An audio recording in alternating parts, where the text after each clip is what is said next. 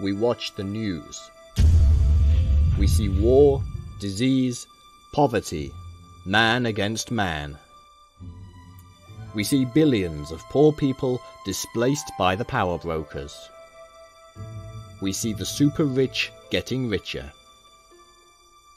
Many simply see the news. They don't understand, or even try to.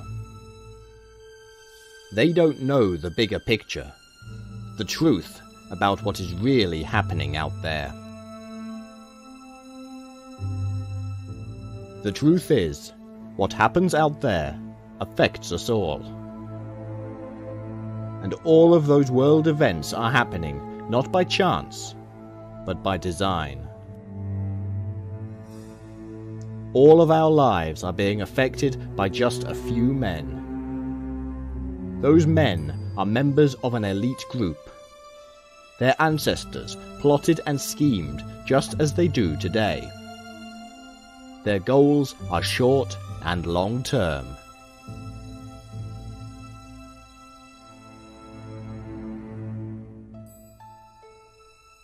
They affect all levels of society.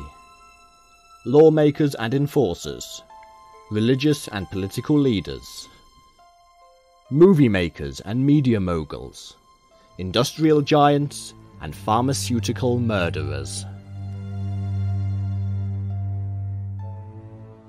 All around the world they work, plotting and scheming, scheming and plotting. Nobody dares to speak out against them. Most don't even know. Through clever manipulation, marketing, propaganda and force, they control the world.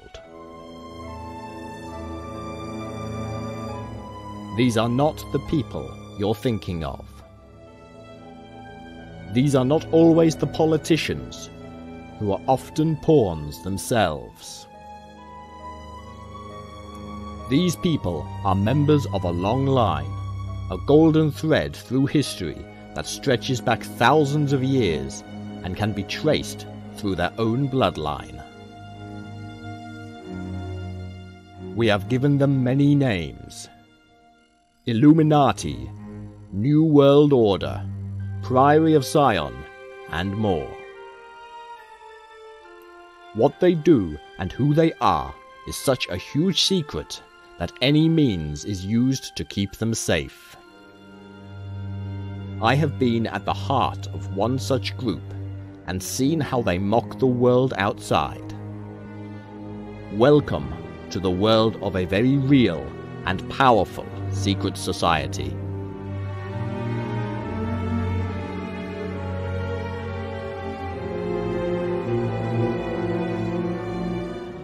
Almost everybody will have heard of the New World Order. But who understands what it really is? It's no great secret. It's been in numerous movies. Most see it as some kind of grand order of people in power plotting world domination and the development of a utopian world. This belief has been fostered and spread, as if it were not such a bad thing. The truth is, a great many people want to join. Slowly, over a long period of time, this secretive group will introduce methods to take over the world, to replace sovereign states and governments. Could it really be true that such men conspire with each other across the world and throughout time? The answer is yes, and it is in fact a natural state. All men conspire. From children in the playground to politicians behind the scenes, they all lay plans for their own ends, for survival. Whether political, religious or financial, all elements are controlled. From my own brief sight into this world, I noticed that members of this particular order were from across the spectrum. A princess, a Hollywood star, a judge, a bishop, and an author were just a selection of the high and mighty. And one thing struck me. They all had a bloodline claim to their roles and positions in the group.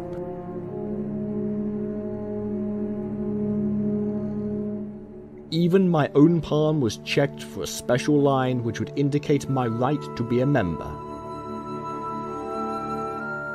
I had the line, I had the ancestors, but I did not have the will to join.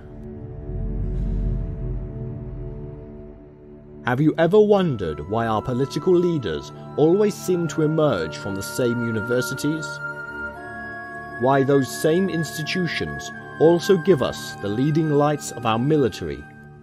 Hundreds of years ago, these universities were set up by the people in power to ensure the stability of the nations, to foster and grow like-minded people, to give knowledge and training to members of the elite bloodlines of the world. Choose a name, almost any name from the world of politics, and you will find that their family lines spread out into other influential fields, such as the media. Because of the control of the media, the voices raised against them are almost never heard, or even worse, are stigmatized. They are made to look like cranks. They are given names such as Christian fundamentalists, or anti-government conspiracy freaks. But you don't need to be a Christian or a freak to realize that the people in power are in it for themselves. But something has been working on the mindset of the people. The internet has been a hotbed of information gathering and dissemination. This is one reason that the NSA and other secret services are illegally monitoring your every word and deed. Many in the world now see beyond the news we are fed.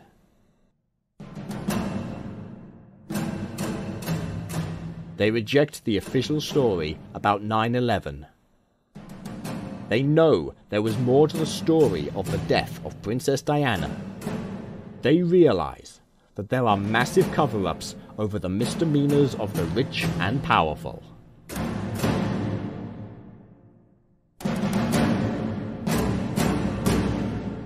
In fact, the conspiracy theories became so powerful among ordinary people that political scientists became concerned about possible mass hysteria, and so further controls of the people were applied.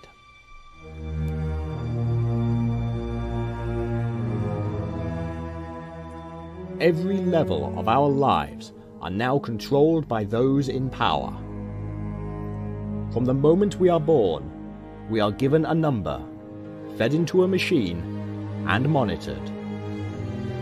Our health is checked, recorded, and our daily lives become data in a vast computer that spews out statistics for control.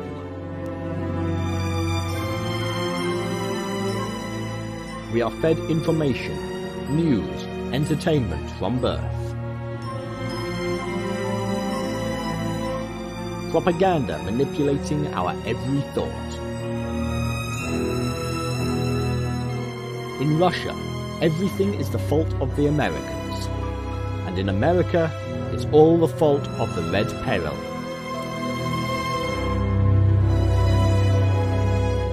False borders, created and marked upon maps by our illustrious leaders, keep us always against our brothers just a few miles away.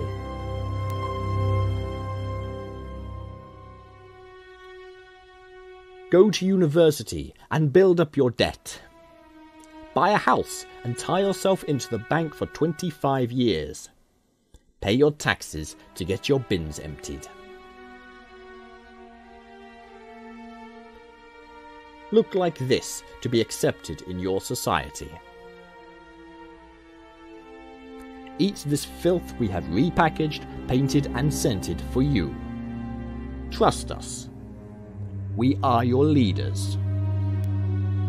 It has been used by a great many as an idealistic concept of the future of mankind. Woodrow Wilson and Winston Churchill both used it during the last century as a statement that the world was about to enter a new phase.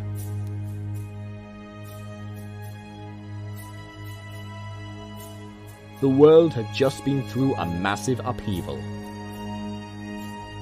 From 1914 to 1945, a grand repositioning of powers was fostered, and we called them World War I and II.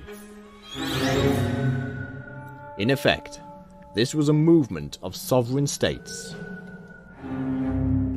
A period when the old, stale empires such as Great Britain were reduced to rubble and rendered bankrupt.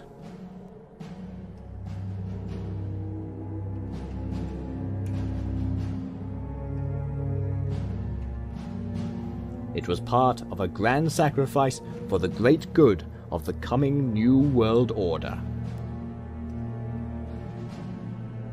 It was also used to grow the world's most powerful commercial business to such levels that it staggers belief: the arms industry.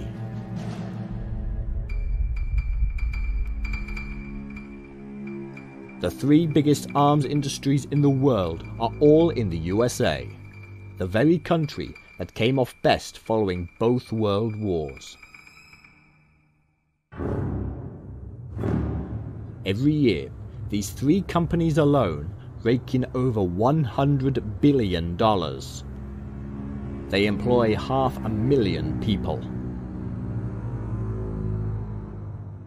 When you create war, you sacrifice people, but you make a fortune, not just from the arms, but from medical supplies. This then feeds the other huge industry on the planet: chemicals.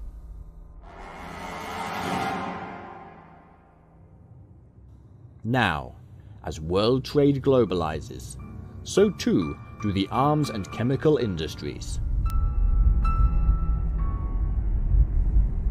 Huge percentages of emerging nations' budgets are spent on arms and medical supplies. And this often brings civil wars, which fosters that growth. After the First World War, a League of Nations was set up to bring countries together. It failed.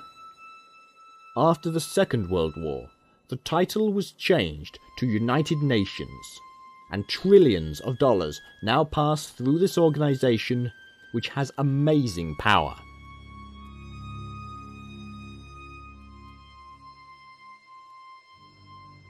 Like a nation itself, it can go to war, raise taxes, and enforce laws. And it can do this at the whim of just a few people. The same people that have always been in power. Add into this the organization we call NATO, and we have yet more incredible power in the hands of just a few.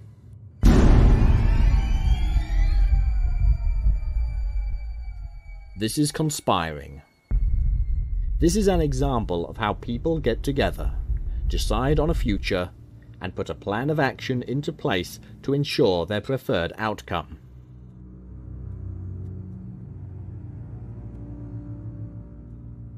And none of this was done by anybody new.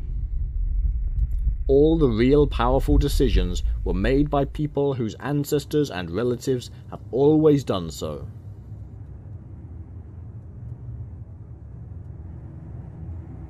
It was reported to us by media controlled by them.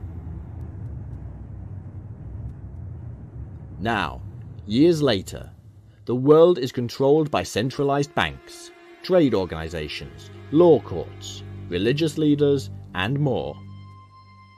All of these run through the UN, through the same people.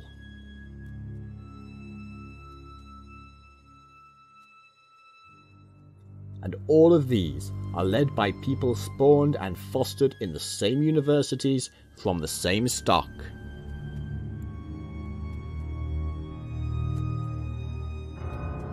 they also maintain a balance of power in favor of the US.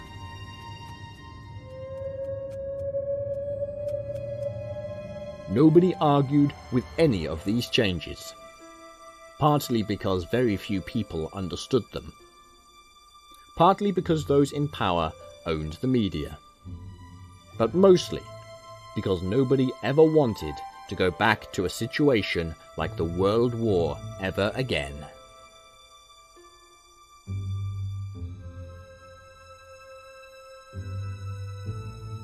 So who designed the UN? In truth, it was the ones with real power, the American bankers who had profited immensely from war.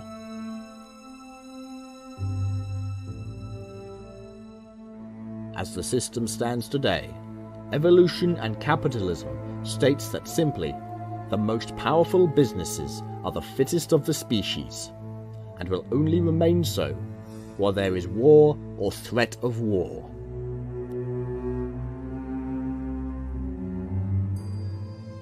The idea we have been sold, that the UN brings peace to the world, is a farce and a lie.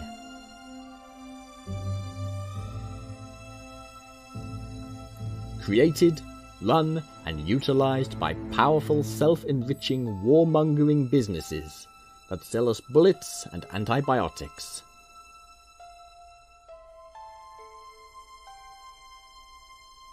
One of the biggest bankers in the world is owned by the infamous Rothschilds, who have been implicated again and again in conspiracies the world over.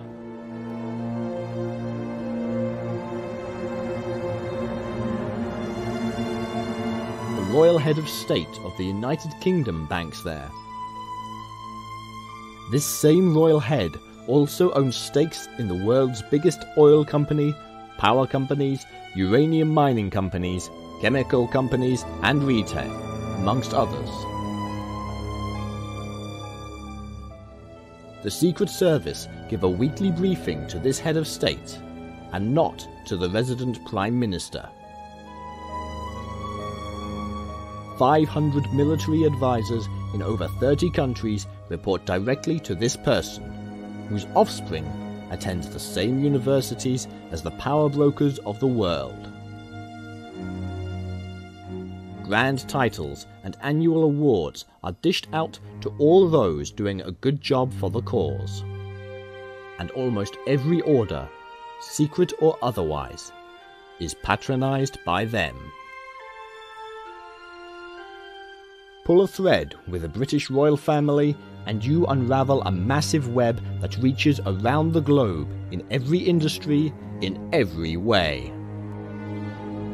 Now, who do we think killed Diana to shut her up? As ever with conspiracy theories, we enter a world of confusion. Out here in the world that only sees small snippets of the truth, all manners of assumptions are made. Depending on your own upbringing and background, it depends on your point of view. A great many Muslims see the capital West as corrupt and controlled, whereas Christians see Islam as trying to take over the world. During the middle of the last century, Christian conspiracy theorists of the US started pointing fingers at almost everybody. Freemasons, Illuminati, and even the Jews. They were the threat of an international communist conspiracy, what they called godless communism. The governments of the West didn't mind too much. The battle against communism was in fact something they wanted to foster. This red menace became a demonized focus. The commies were everywhere, and even the great Charlie Chaplin was accused of conspiring against the good old US of A. The beauty of this whole post-war anti-communism approach was that it actually played right into the hands of the capitalists. The same bankers and oil tycoons that wanted us to earn and spend. Communism was evil. It was out to get us. Fight communism by digging yourself a grave even deeper into the capitalist system. Be a good American and buy more than you need. And yet, even though there is this supposed international hatred between East and West, Muslim and Christian, communist and capitalist, the fact remains that all along, the leaders, thinkers and businessmen of all sides meet regularly, strike deals, buy each other's companies, trade and toy with us like lab rats. All elected politicians are only in power for a short period of time. The real power are those people behind the scenes, the ones who never change, the ones whose family lines can be traced back down that golden thread and into the heart of secret orders and cabals.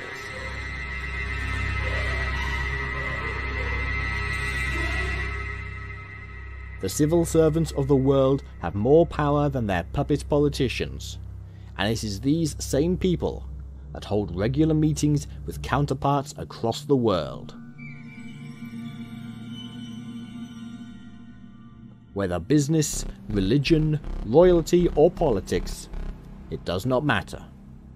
All are methods of control, and all are controlled by an elite few. The puppets of these men with real power mostly have no idea that they are being controlled. Ego is a wonderful tool to manipulate, whether somebody wishes to be a media star or the next president. Words, like songs, are written for them, and they sing along to the merry tune. President George Bush gave an infamous speech in 1990. It was a vision of the coming utopia, now that the Red Menace had gone. Here's what he said. Until now, the world we've known has been a world divided. A world of barbed wire and concrete block, conflict and Cold War. Now we can see a new world coming into view. A world in which there is the very real prospect of a new world order. In the words of Winston Churchill, a world order in which the principles of justice and fair play protect the weak against the strong. A world where the United Nations, freed from Cold War stalemate, is poised to fulfill the historic vision of its founders. A world in which freedom and respect for human rights finds a home among all nations. It seems to many that Bush was ushering in a new phase of the New World Order plot. Many saw it as oversimplified. Many conspiracy theorists were shocked, and Christians thought he was announcing the end times. Most saw it as a shift of power away from the US and other sovereign states to the UN, a new world government with hands across the world and in the pockets of most of us. Throughout the 1990s, more and more information leaked out to the masses. We discovered a secret group meeting of the most powerful people on the planet. Business leaders, billionaires, religious leaders, politicians, powerful civil servants. Regardless of race or creed, they came together at a small hotel in Bilderberg in the Netherlands, and became known as the Bilderberg Group. This is the official statement from the group. Founded in 1954, Bilderberg is an annual conference designed to foster dialogue between Europe and North America. Every year, between 120 and 150 political leaders and experts from industry, finance, academia and the media are invited to take part in the conference. About 2/3 of the participants come from Europe and the rest from North America. 1/3 from politics and government, and the rest from other fields. The conference is a forum for informal discussions about megatrends and major issues facing the world. The meetings are held under the Chatham House Rule, which states that participants are free to use the information received, but neither the identity nor the affiliation of the speakers, nor of any of the participants, may be revealed.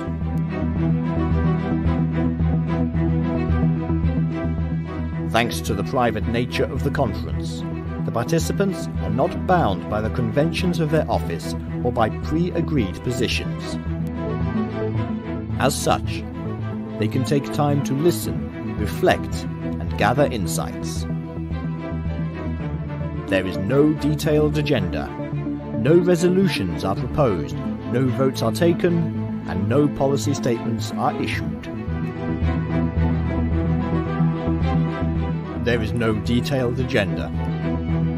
We are supposed to accept this, that highly educated and powerful men come together from across the world with no agenda.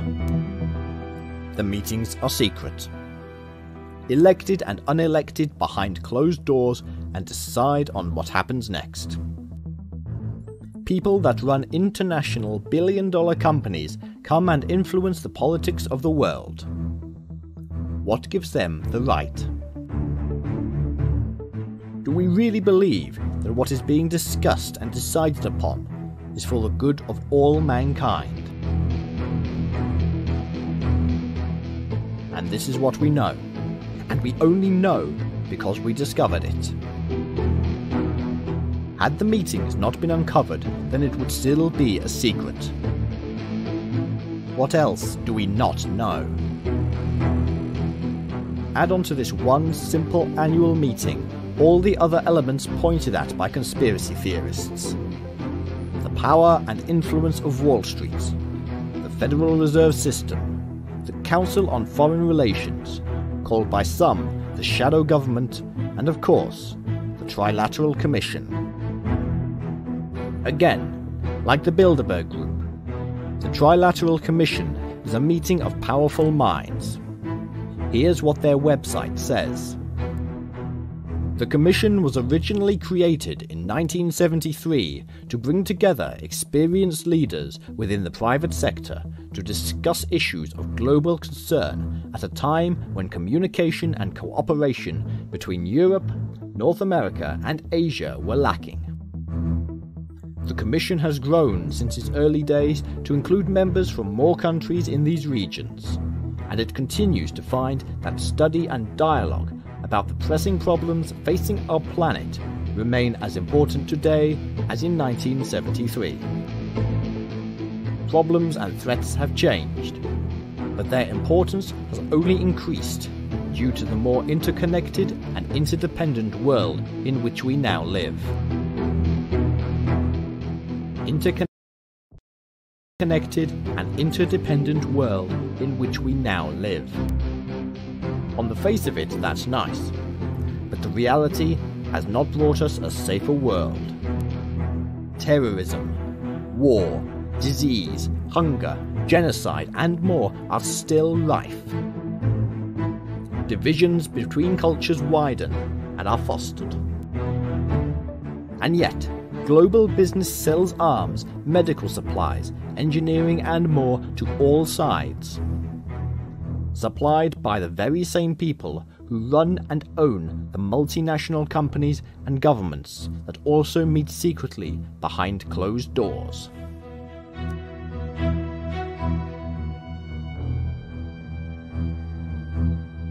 They feed us lies and deal with each other. We are being controlled and manipulated. Our eyes are diverted with one news item after another. An atrocity is caused, blame is assigned, arms budgets increase, and a new or re-envisaged old enemy created. While we point fingers at the Russians, we trade with them. While we point fingers at Islam, we undermine their cultures with covert CIA and Secret Service operations. Gaddafi, Saddam Hussein, Osama bin Laden and more were all pawns of the Secret Services. Educated, paid for and placed into power by the West. It is a process that has been going on for centuries.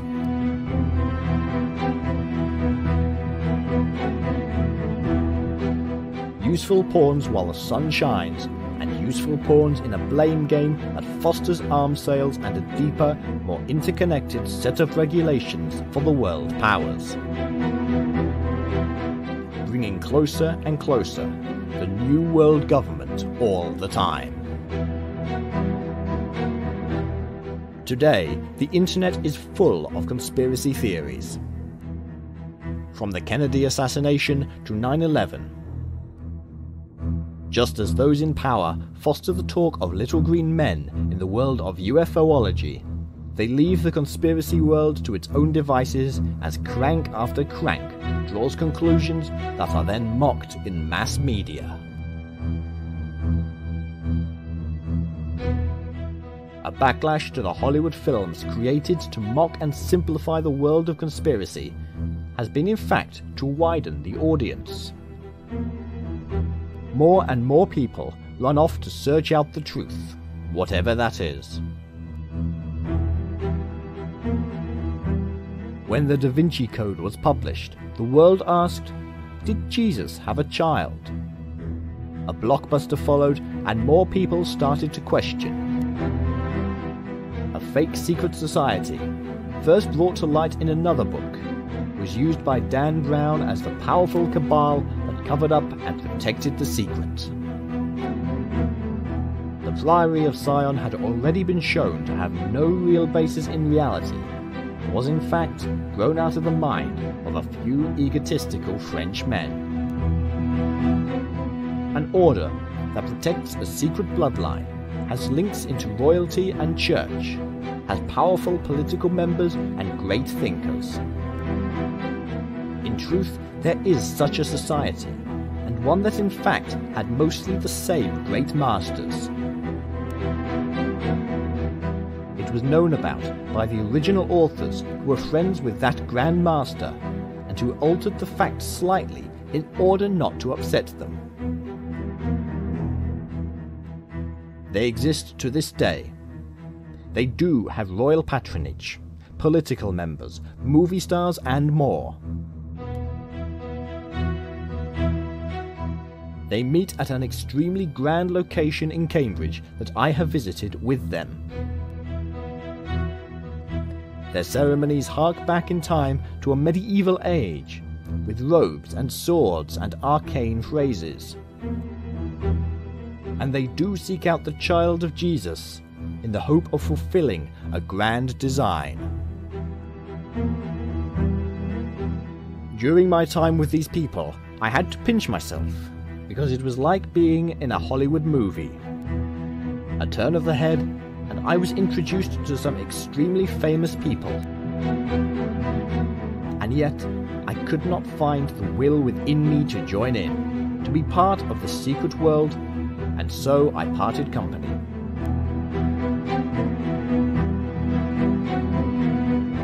There can be no denying that across the world, very powerful people are controlling things. We can create names, change things a little, point fingers, but the facts are simple. They are too powerful to mess with for an ordinary person.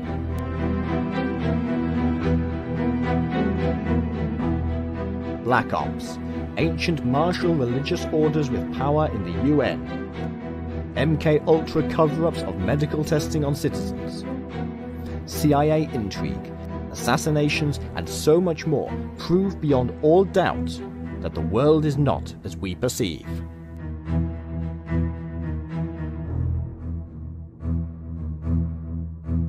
the term New World Order has not gone away. Only recently, British and American politicians have freely used the term to help us understand the need to avert another financial disaster that they created.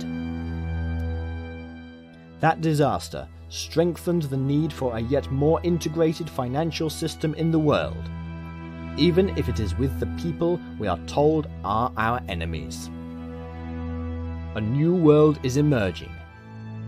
India, China, and South American countries are growing fast, and the elite need to be embedded.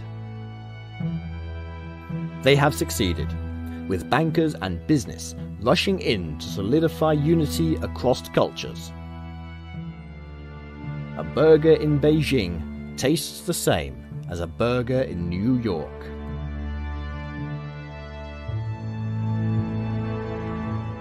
The word is now out. The world knows something is happening behind the scenes. More and more people are aware. More and more questions are asked of the so-called independent news we are fed. When a plane goes missing or is shot down, the people ask, who really did that?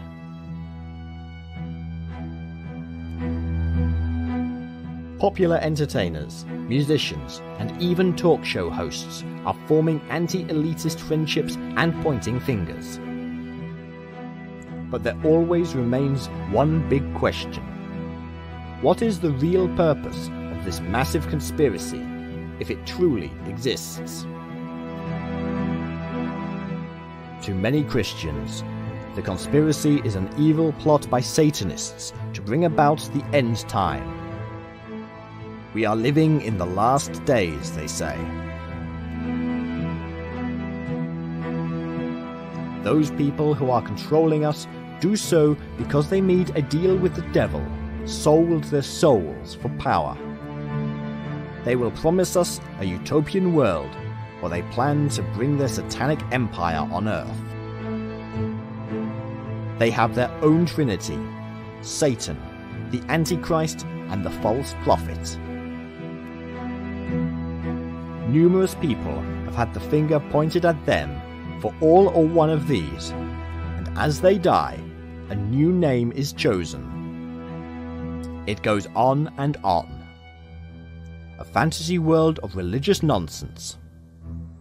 People who are tied and yoked to a fairy tale story, creating yet more fairy tale stories. The biggest organization picked on by all conspiracy theorists is, of course, the Freemasons. It began in around the 16th century in England, the home of so many origins. It is an organization that has secrets, and yet the membership is fairly open. A great many people in power have been members, but so too have many who are not. To the outside world, its symbols and ways are strange and arcane. There are multiple layers. On the one hand, the symbols speak of a great work upon the individual, to make that person more pure and holy. To fundamentalist Christians, they worship Lucifer and hold no particular religion. In truth, they accept all religions into their fold. But a man must believe in God of some form. This is an all-inclusive club in that respect, and it crosses religious and political boundaries.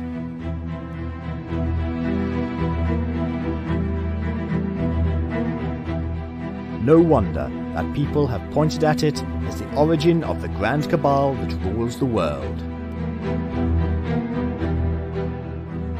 The original accusations that the Freemasons covertly brought about revolutions in many countries is in truth a fact.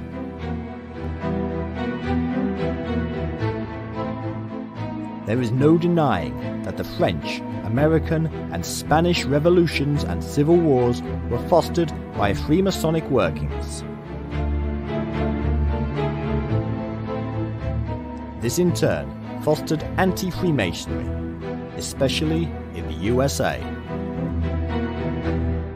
it is postulated that their ideals of bringing a new Jerusalem upon the world made them include their own symbolism in the ground plans of the cities in the US. Washington, D.C. is awash with Masonic symbolism. And yet, any group of people with symbols use them and spread them. It does not mean that they are running the world. In general, the Masons do a lot of work. Yes, they conspire with each other, as all men do. Yes, they have placed their mark forcefully upon history. But they also do a lot of charitable work, and the vast majority of them are ordinary people looking for a home and self-improvement.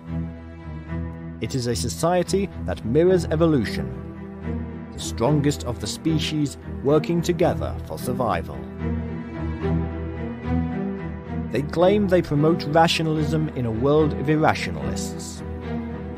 They claim there is no real power in those occult symbols, and that they use them for purposes of tradition and self-growth.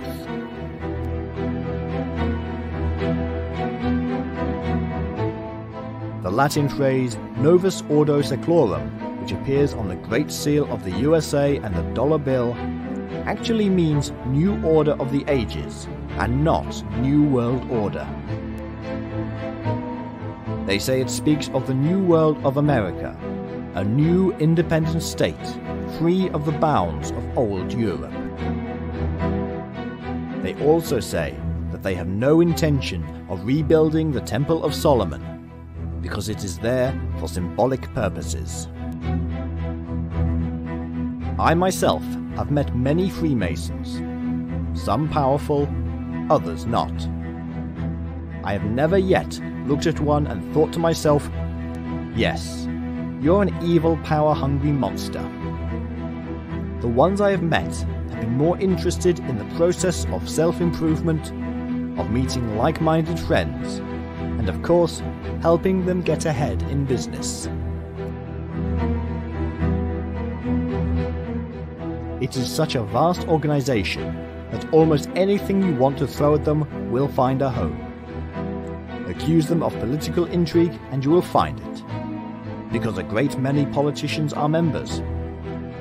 But this is not the secret cabal we are seeking.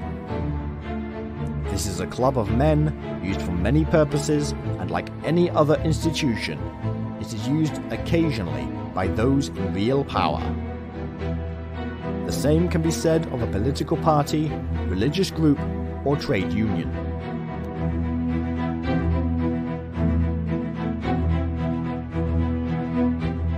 Inextricably linked to the Freemasons by so many conspiracy theorists is the Illuminati. It was all started in 1776 by a professor called Adam Weishaupt in Bavaria, Germany. Its members were recruited from within the Freemasons originally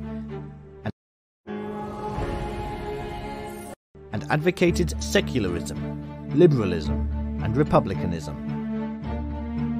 It was a direct threat to the royal houses of Europe and the religious world at large. As such a threat, and because of its growth, the secret agents of Charles Theodore, the Elector of Bavaria, infiltrated the organization. He refused to allow a group that advocated the end of the Bavarian monarchy and its state religion, the Catholic Church. It didn't end there.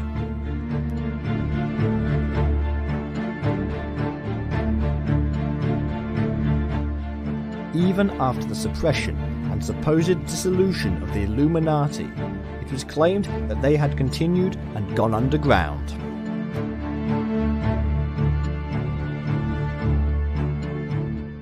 The French Revolution was pinned on them, and it was stated that they were really behind the terrible atrocities in the Reign of Terror. The Illuminati were everywhere, hidden and dangerous. Europe was under threat. The facts are there. men across Europe were conspiring secretly to bring down the authorities of church and state. The Illuminati was a convenient title. Just as today we use ISIS or Al-Qaeda. By the 19th century, the royal houses of Europe were seriously afraid of this hidden threat. In fact, the methods used to suppress revolution were so harsh that they in fact brought it on.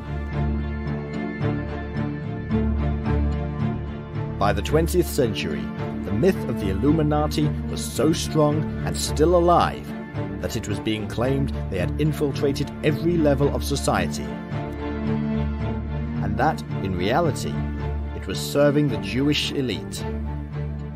This kind of propaganda actually played right into the prevailing anti-Semitism of the day. It was claimed they were actually planning on dividing the world between communism and capitalism, both of which were said to be of Jewish origin. The reason was to rule the world through this division. Suddenly, secret societies such as the Skull and Bones and the Bohemian Club were said to be Illuminati covers.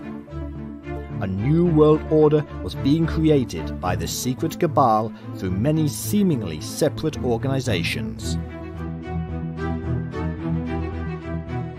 The problem with much of this is evidence. We actually have no evidence that the Illuminati outlived the 18th century. All we have are rumors. Admittedly, there are a lot of rumors and links, and it is easy to see why 19th and 20th century writers were convinced they had survived. As if by magic, an anti-Semitic text sprang up in the early 20th century, backing the claims that there was a Zionist conspiracy afoot. It was called the Protocols of the Elders of Zion, and it was damning. Published in Russian in 1903, the text alleged that the Jews and Freemasons were conspiring for world domination. It is supposedly the minutes of a secret meeting between a group of elite Jews who, it claimed, believed they had the right to rule the world as the chosen people. Whoever really created the protocols understood propaganda well. It revealed that behind the facade of the Freemasons and even the Illuminati, there lay a Jewish conspiracy. It was part and parcel of a universal anti-Semitic world that culminated in the Holocaust of the Second World War.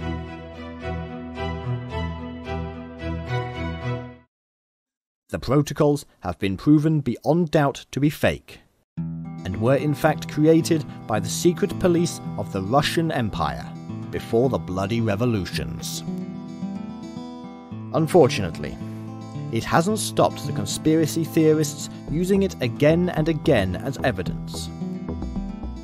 In fact, Christian fundamentalists have stated that it is a fulfillment of the Book of Revelation and proof that an anti-Christian conspiracy is in place in order to bring about a new world order. The very real power is in fact still in the hands of the elite, regardless of religion. The fact that some cultures occasionally merge with this elite is simply because they do. It is not the religion that is behind the power, it is the people. Over time, they simply adapt and manipulate, but remain. In 1917, they created the Council on Foreign Relations in the USA. The story goes that Woodrow Wilson asked a group of New York academics for opinions on foreign policy. The idea was to bring together scholars from a US and British background and to find diplomatic ways of ensuring peace. Many of these were from a secretive organisation set up by a powerful British politician called Cecil Rhodes. It was called the Round Table from the stories of King Arthur, the king who was given the right to rule by God himself. What in fact happened was the creation of a very powerful and unelected body of financiers, manufacturers, and international lawyers, all put together by the US Secretary of State, Elihu Root. Later, this same group created the Trilateral Commission, inspired by the banker David Rockefeller, himself the chairman of the Council on Foreign Relations. The web was growing, and to the outside world it all appeared separate. This is how the process goes. Create many organizations. Place leaders who are part of the cause, and nobody is any wiser. The world is asked to fund it, and decisions on world politics are then made by people neither you nor I have voted for. The Trilateral Commission was to foster closer relations between the US, Europe, and Japan, unifying decisions. In truth, all of these organizations are run by the same old guard. It is the power base that has been in place for centuries. International bankers and businesses, owned by the same old people influencing our so-called democracies.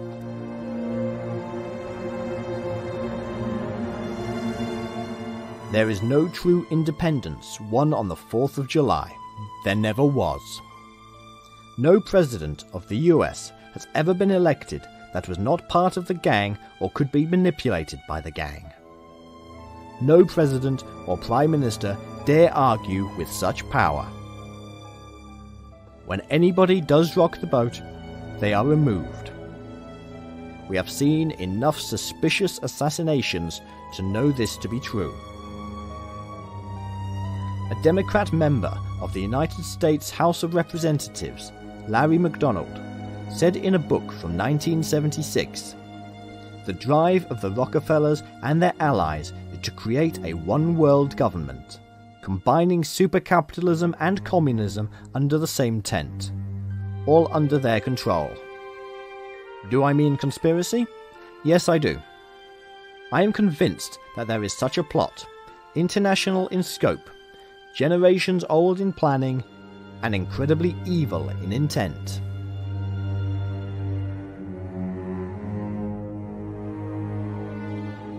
There is little doubt that men in power wish to remain in power, that they will do whatever they can to grow in strength. Along the way, they gather around them others of like mind. Over the centuries, that power is passed on, not to an elected representative of the people, but to others within the family or fold. Would you build an empire and not pass it to your offspring?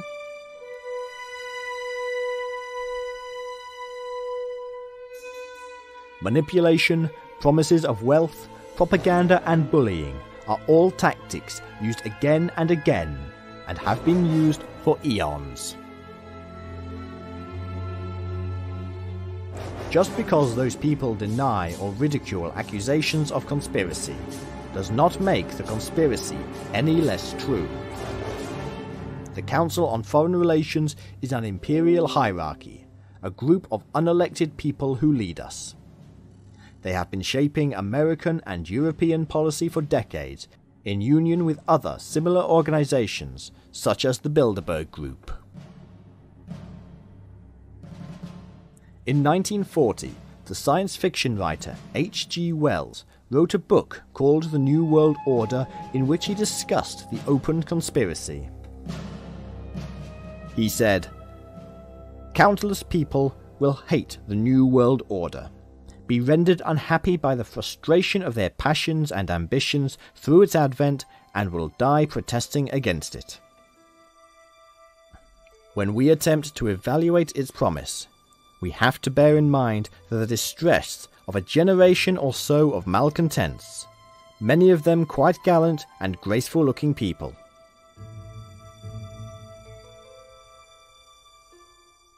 Wells was himself an advisor to the United Nations.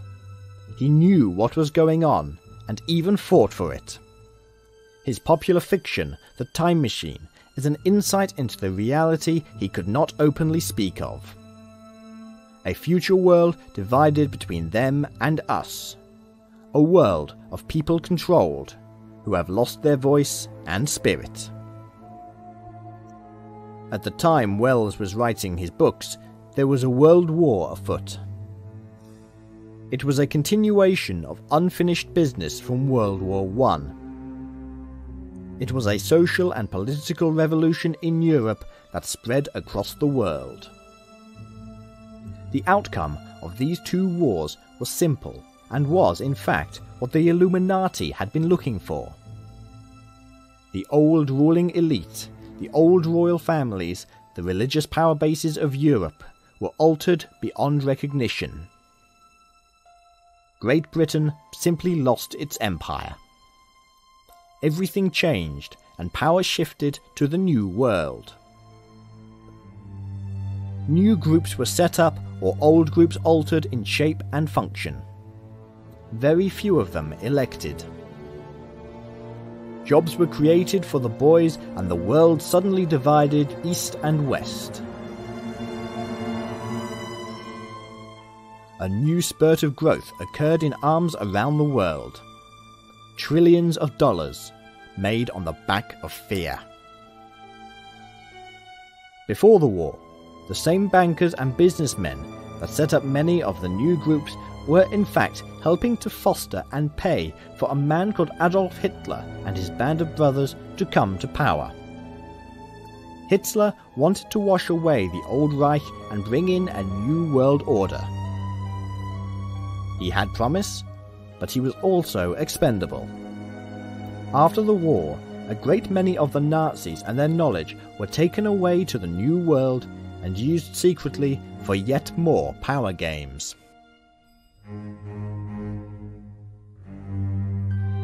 Nothing is as we are told. Almost everything we read or see on the television screens is manipulated or bent.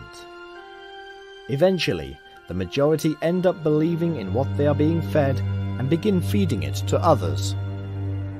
It is a simple process, used by the Nazis themselves. Repeat a message again and again. Ridicule anybody who disagrees.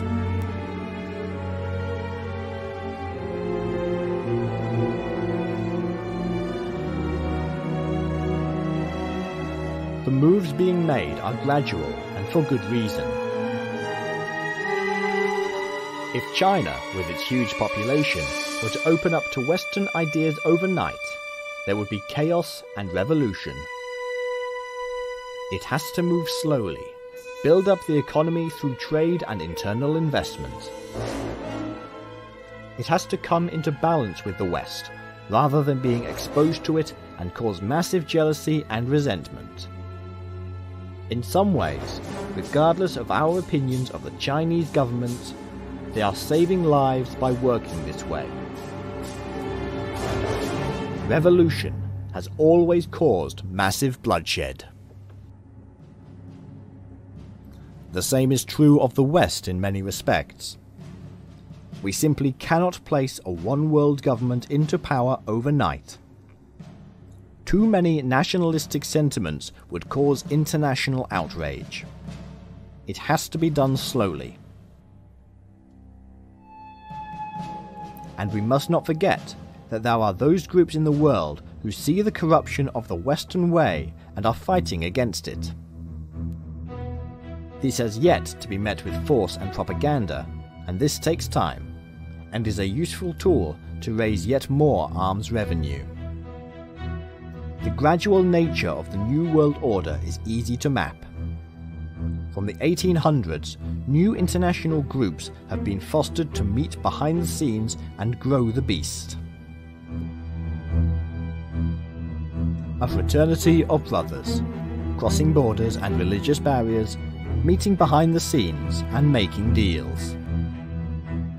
By the 20th century, we were creating a League of Nations, an International Monetary Fund, a United Nations, a World Bank, a World Health Organization, a European Union, World Trade Organization, African Union, and the Union of South American Nations.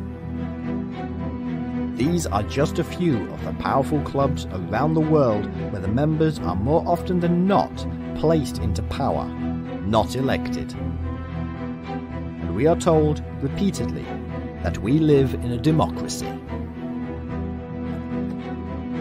While the West accused Russia of causing trouble in Eastern Europe, they sell them arms and buy their gas.